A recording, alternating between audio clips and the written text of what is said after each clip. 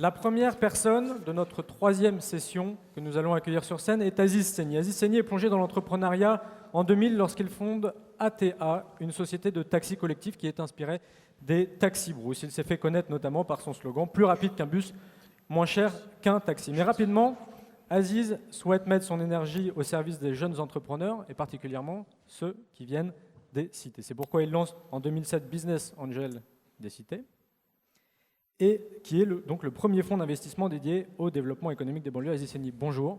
Bonjour à toutes et à tous. Première question, quelle est la situation de l'entrepreneuriat aujourd'hui dans les cités?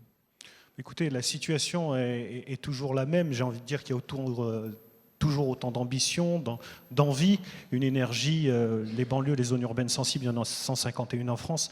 C'est le premier vivier de jeunesse, avec une jeunesse qui ne demande qu'à être canalisée parce que plein d'ambition, plein de créativité. On le voit dans la mode, on le voit aussi dans d'autres secteurs. Ça manque d'argent, ça manque de réseau, ça manque aussi d'expertise et d'expérience. Voilà les trois choses que nous avons essayé d'amener à travers Business Angel des cités. Justement, est-ce que vous pouvez en parler un petit peu de ce bac? Alors la BAC, c'est un petit clin d'œil à la brigade anticriminalité qu'on connaît bien dans les quartiers, pour dire que si nos quartiers ont besoin de sécurité, ils ont aussi besoin de coups de pouce.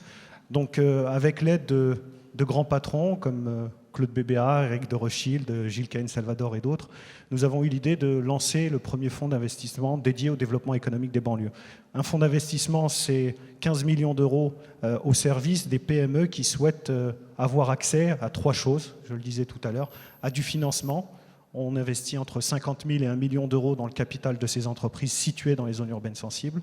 De l'expertise, à chaque fois qu'on investit, c'est un grand nom de l'économie française, un parrain qui vient accompagner l'entrepreneur pour lui faire profiter aussi, et troisième solution, de son réseau. Accès au financement, expertise, expérience, réseau.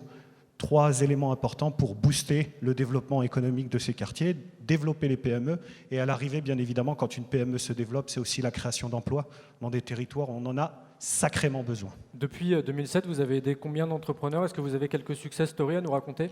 Écoutez, pour faire le bilan aujourd'hui, c'est encore un petit peu trop tôt. Sur 15 millions d'euros, nous en avons investi 3 millions. Nous avons aussi, dans Capital Risque, il y a capital, mais il y a aussi risque. La crise est passée par là. Nous avons eu aussi nos échecs, tiré les conclusions. Et puis, nous continuons aussi à investir dans de belles entreprises, de belles promesses, aussi bien dans le secteur du transport écologique de marchandises que dans l'accessibilité pour les personnes aveugles, par exemple, aux sites de e-commerce. Quel est votre regard, vous, sur les banlieues? Qu'est-ce qu'il faudrait pour les aider? Ce qu'il faudrait déjà, c'est les respecter.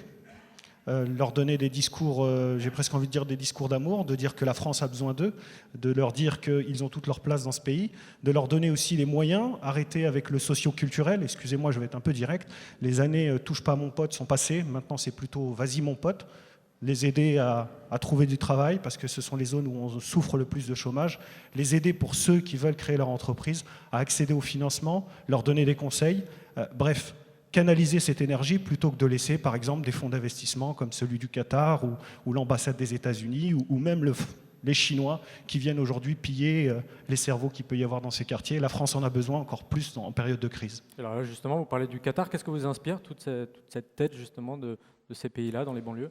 Mais écoutez, j'ai envie de dire que quand on a 50 millions d'euros qui arrivent en cash en investissement, c'est une bonne nouvelle. On ne peut pas dire que c'est une mauvaise, surtout quand on sait que le robinet bancaire a été fermé et aussi pour les entrepreneurs de ces quartiers. Maintenant, ce que je regrette, c'est simplement que ce ne soit pas notre pays ou l'Union européenne qui ait mis ses moyens. Enfin, et là je ne vais pas manquer de modestie, ça valide quand même une étude de marché que j'avais faite il y a déjà 5 ans, que les Qataris viennent avec 50 millions, là où on en a mis 15. Ça veut dire que j'avais peut-être pas tout à fait tort sur ma vision. Vous êtes vous-même chef d'entreprise. Pourquoi vous mettez autant de volonté justement à la transmission, au conseil, à l'aide justement à toutes ces personnes qui viennent des banlieues, des cités? Écoutez, j'en viens, j'y ai grandi, j'y ai créé ma première entreprise, le EasyJet de la route, ATA, une société de taxi collectif, transport à la demande, moins cher qu'un taxi, j'en profite pour faire ma pub.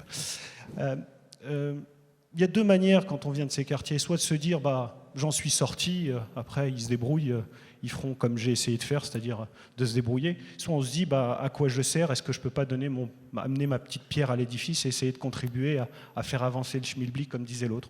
Donc moi, avec la petite expérience qui est la mienne, dans le domaine de l'entrepreneuriat, et pourquoi l'entrepreneuriat? C'est parce que quand j'étais au collège dans ma cité, j'ai vu la Fédération française du bâtiment venir m'expliquer que la France manquait de bras, que les usines de montage manquaient de bras aussi pour créer les voitures.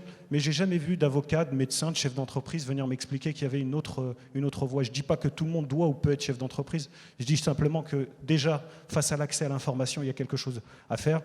Et puis je me dis qu'à 60 ou 70 ans, si je me retourne sur mon parcours, il faudra bien que je me dise que j'ai servi à quelque chose ici-bas. Est-ce que vous pouvez nous raconter une histoire d'une belle initiative, d'une belle entreprise qui s'est montée justement dans les cités, dans les banlieues? Une des entreprises sur lesquelles nous avons travaillé, c'est à travers BAC, c'est Yacine. Lorsqu'on l'a rencontré, il avait 4-5 véhicules de transport écologique, de marchandises en moins de 305. Il est à Noisy dans le 93 et il cherchait à se développer. Et nous avons investi à ses côtés et c'est aujourd'hui Norbert d'Entresangles en personne qui s'occupe de le parrainer. Voilà une petite fierté en se disant deux mondes qui se rencontrent, un pont qui se crée entre le 93 et ce qui se fait de mieux en matière de dirigeants économiques français et une transmission de savoir. Et au-delà de la transmission de savoir, ce que je voulais aussi à travers BAC, c'est faire tomber les préjugés. Mes investisseurs sont des gens très influents. Déjà à travers eux, le fait de voir tomber un certain nombre de préjugés à travers les banlieues, c'est aussi contribuer finalement à un changement dans l'esprit collectif peut-être. Jonathan. Aziz, c'est à moi. Alors, je vais vous poser 3 questions, 3 réponses du tac au tac. Alors, la première, c'est j'ai entendu Jamel Debbouze, alors, grand philosophe s'il en est, dire en banlieue, soit tu as la force, soit tu as la tchatch. Qu'en pensez-vous? Jamel est limité, il faut avoir la force et la tchatch. Non, plus sérieusement, la force, bien évidemment, pour défier les pesanteurs. 60% des enfants d'ouvriers deviennent ouvriers à leur tour. Quand vous passez votre jeunesse à entendre dire que, de toute manière, vous n'y arriverez pas, quand vous passez votre temps à allumer la télé et entendre chefs d'entreprise, hommes politiques vous expliquer que vous êtes un boulet pour cette société, pour votre pays, etc., c'est sûr que ça n'aide pas à prendre confiance en soi.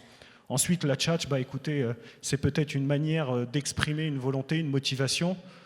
Jamel le fait très bien dans son secteur. La tchatch aussi, ça s'appelle l'argumentation commerciale quand on est dans une entreprise.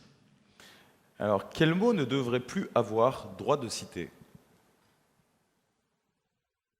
dans la langue française?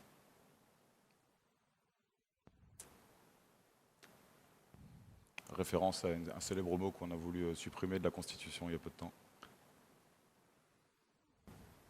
Désespoir. Et enfin, je vais finir par cette question. Vous avez écrit « L'ascenseur social est en panne, j'ai pris l'escalier ». À quel étage en êtes-vous aujourd'hui?